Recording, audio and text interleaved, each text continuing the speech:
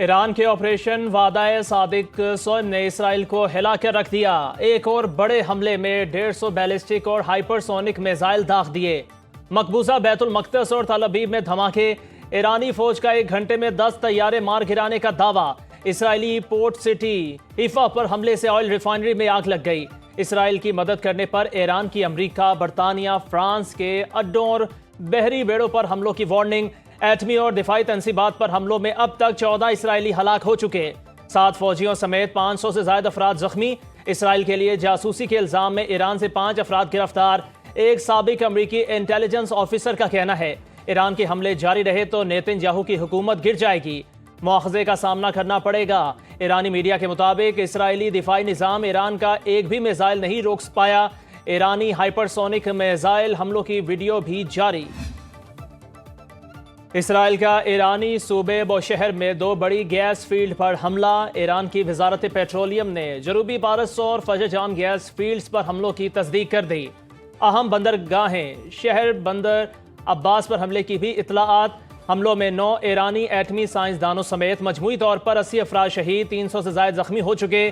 ایرانی میڈیا کے مطابق تہران، تبریز، شیراز، زنجان میں حملے ہوئے، جس میں ایرانی جنرل سٹاف انٹیلیجنس کے سربراہ جنرل غلام رضا مہرابی اور deputy chief of operations general Mahdi Rabbani, Asadabad کے police chief major Habib Akram Akbaryar اور سیکنڈ لیفٹیننٹ امیر حسین سیفی بھی شہید ہوئے۔ مغربی ایرانی صوبے آذربائیجان میں ایمبولینس پر حملے میں 2 افراد جام شہادت نوش کر گئے۔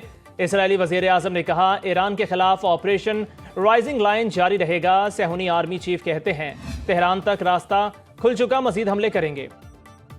اسرائیل کا یمن میں بھی حملہ۔ اسرائیلی میڈیا کا حوثی رہنما محمد العمری کو شہید کرنے کا دعویٰ۔ عرب میڈیا کے مطابق اسرائیل نے یمنی فوج کے چیف آف سٹاف محمد عبد الکریم کو نشانہ بنایا۔ دوسری جانب امریکہ نے یوکرین سے دفاعی میزائل نظام مشرق وسطیٰ منتقل کر دیا۔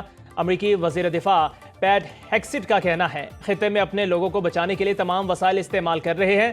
دفاعی نظام زمین سے ہوا میں مار کرنے والے میزائلز پر مشتمل 20,000 میزائل مشرق وسطیٰ پہنچائے گئے۔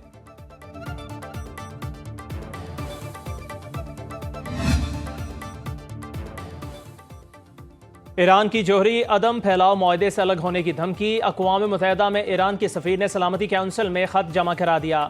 سعید ایروانی نے لکھا برطانیہ، فرانس، جرمنی نے پابندیاں لگانے کی کوشش کی تو اقدام کریں گے۔ ایرانی قومی سلامتی کمیٹی کے سربراہ ابراہیم رازائی کہتے ہیں اسرائیل کی تباہی تک آپریشن وعدہ صادق سوئم جاری رہے گا۔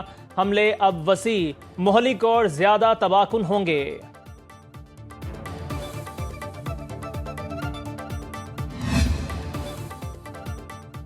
شہباز شریف کا ایرانی صدر مسعود پزشکیان کو فون۔ اسرائیلی حملوں کی شدید مذمت، شہادتوں پر تعزیت، ایرانی حکومت اور عوام کے ساتھ اظہار یکجہتی۔ وزیر اعظم نے کہا اسرائیلی حملے ایران کی خود مختاری، علاقائی سالمیت اور بین الاقوامی قوانین کی خلاف ورزی ہیں۔ ایران کو اقوام متحدہ کے چارٹر کے تحت اپنے دفاع کا حق حاصل ہے۔ پاکستان امن کے فروغ کے لیے کردار ادا کرنے کو تیار ہے۔ ایرانی صدر نے اسرائیلی حملوں سے پیدا صورتحال سے آگاہ کرتے ہوئے کہا عالم اسلام کو درپیش خطرات کا مقابلہ مل کر کرنا ہوگا۔ شہباز شریف اور ترک صدر کا بھی ٹیلی فونک رابطہ۔ اقوام متحدہ اور عالمی برادری سے ایران اسرائیل جنگ رکوانے کی اپیل۔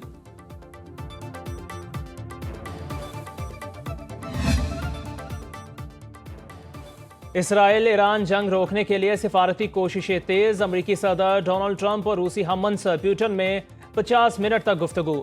مشرق وسطیٰ کی صورتحال پر غور۔ سعودی ولی عہد اور ایرانی صدر کا ٹیلی فونک رابطہ۔ محمد بن سلمان سے برطانوی وزیر اعظم کیئر سٹارمر اور ترک صدر رجب طیب اردوان کے رابطے۔ خطے میں کشیدگی میں کمی کے لیے کردار ادا کرنے پر زور۔ ترک صدر کا ایرانی ہم منصب مسعود پزشکیان سے رابطہ۔ اسرائیلی جارحیت کی مذمت۔ اردوان نے کہا اسرائیلی وزیر اعظم خطے کو آگ میں جھونکنے کی کوشش کر رہا ہے۔ ایرانی صدر نے کہا اسرائیل نے جارحیت مسلط کی، اپنا دفاع کر رہے ہیں۔ ایرانی وزیر خارجہ کا چین، روس، آذربائیجان کے ہم منصبوں سے ٹیلی فونک رابطہ۔ عباس اراغچی سے اسرائیلی جارحیت کی مذمت۔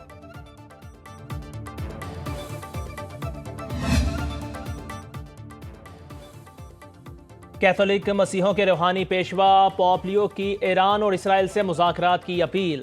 اقوام متحدہ کے سیکرٹری جنرل کا کشیدگی کے خاتمے کے لیے فریقین پر مذاکرات پر زور۔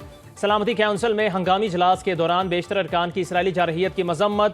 وینزویلا کے صدر نکولس مادورے نے اسرائیلی وزیر اعظم نیتن یاہو کو 21ویں صدی کا ہٹلر قرار دے دیا.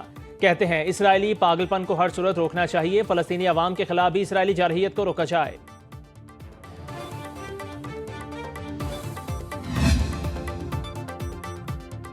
بھارت کی دوغلی سفارتکاری، ایران سے دوستی کے دعوے لیکن مشکل میں ساتھ دینے سے انکاری. شنگھائی کوآپریشن کانفرنس میں ایران کی پیٹھ میں چھرا گھونپ دیا. کانفرنس کے شرکاء نے اسرائیل کی جانب سے ایران پر حملے کی مذمت کی، لیکن بھارت اپنے دوست اسرائیل کے ساتھ کھڑا ہو گیا اور ایران پر حملے کی مذمت نہیں کی. بھارت نے اپنے علاقائی اتحادیوں کے اجتماعی موقف سے الگ ہو کر خود غرضی کا ثبوت دیا. نہ صرف ایران کے ساتھ غداری کی بلکہ خود کو تاریخ کے غلط پہلو پر لا کھڑا کیا. ایس سی او کے مشترکہ اعلامیوں میں اسرائیل کے حملے کو بین الاقوامی قوانین اور اقوام متحدہ کے چارٹر کی سنگین خلاف ورزی قرار دیا گیا.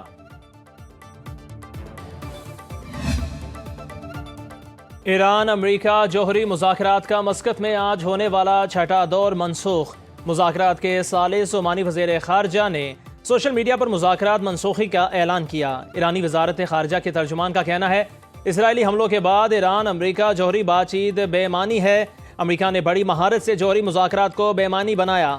مذاکرات صرف ایران کے جوہری پروگرام کو ختم کرنے کے لیے تھے. اسرائیلی حملہ امریکی اجازت کے بغیر ممکن نہیں تھا. صہیونی ریاست ایران پر حملے بھی کرے اور ساتھ مذاکرات کی بات بھی ہو، ایسا ممکن نہیں.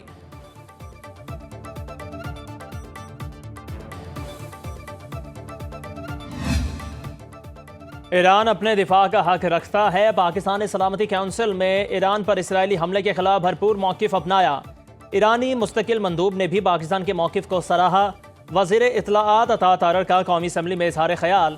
کہا ایک پارٹی کی خاتون رہنما نے اسرائیل کی حمایت میں تقریر کی جس کی ان کی پارٹی نے مذمت نہیں کی. باہر بیٹھ کر پروپیگنڈا کرنے والے ملک کا نقصان کرتے ہیں. سمندر پار پاکستانیوں نے بانی پی ٹی آئی کی بات مسترد کر کے ریکارڈ ترسیلات زر بھجوائیں.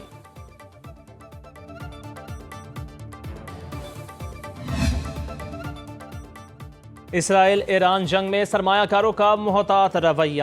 تیزی سے اوپر جاتی پاکستان اسٹاک مارکیٹ میں صرف 500 پوائنٹس کا اضافہ ہو سکا. ہفتے کے اختتام پر مارکیٹ 1,22,143 پر بند ہوئی.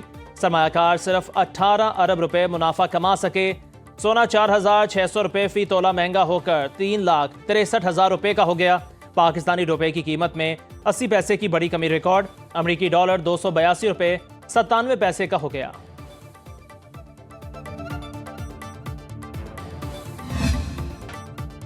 فیٹف میں بھی بھارت کی چالیں ناکام. پاکستان عالمی اعتماد کے ساتھ کامیاب. فیٹف اجلاس میں بھارت پاکستان کو گرے لسٹ میں شامل نہ کرا سکا. چین نے پاکستان کے حق میں واضح موقف اختیار کیا. ترکی اور جاپان نے بھی پاکستان کی مکمل حمایت کی.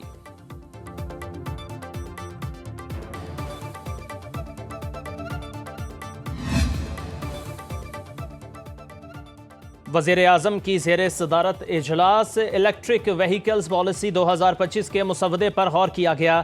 شہباز شریف نے کہا ملک میں الیکٹرک موٹر سائیکلز، سکوٹیز، 3 ویلرز، گاڑیوں اور بسوں کے فروغ کے لیے ترجیحی بنیادوں پر اقدامات کیے جائیں. الیکٹرک وہیکلز کے لیے چارجنگ اور بیٹری اسٹیشنز کے قیام کو بھی یقینی بنایا جائے. وزیر اعظم کی تمام اسٹیک ہولڈر سے مشاورت جلد مکمل کر کے الیکٹرک وہیکلز پالیسی کابینہ میں پیش کرنے کی ہدایت. خواجہ سعد رفیق کی وزیر اعظم سے ملاقات. عوام دوست بجٹ پر مبارکباد پیش کی.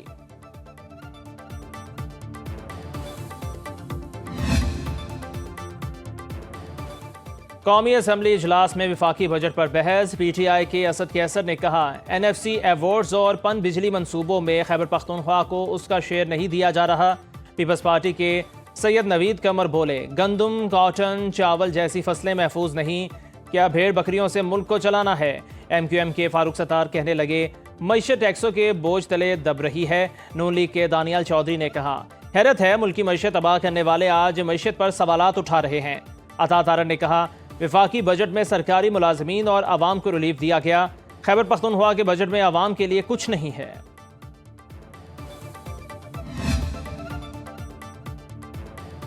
لوگوں نے بجلی کی بجائے سولر استعمال کرنا شروع کر دیا تو حکومت نے سولر پر ٹیکس لگانا شروع کر دیے.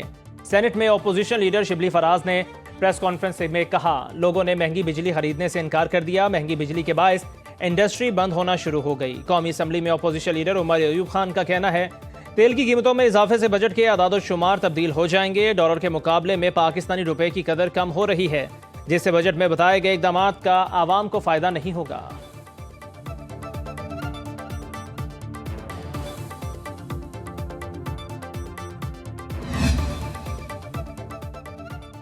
شدید گرمی کے بعد بادلوں کی انٹری، تھرپارکر کی تحصیل چھاچروں میں گھٹائیں خوب برسیں، اسکردو میں بھی رمجھم، موسم سہانا ہو گیا۔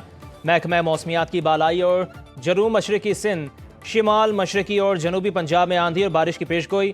بلوچستان، خیبر پختونخوا، گلگت بلتستان اور کشمیر میں بادل برسنے کا امکان۔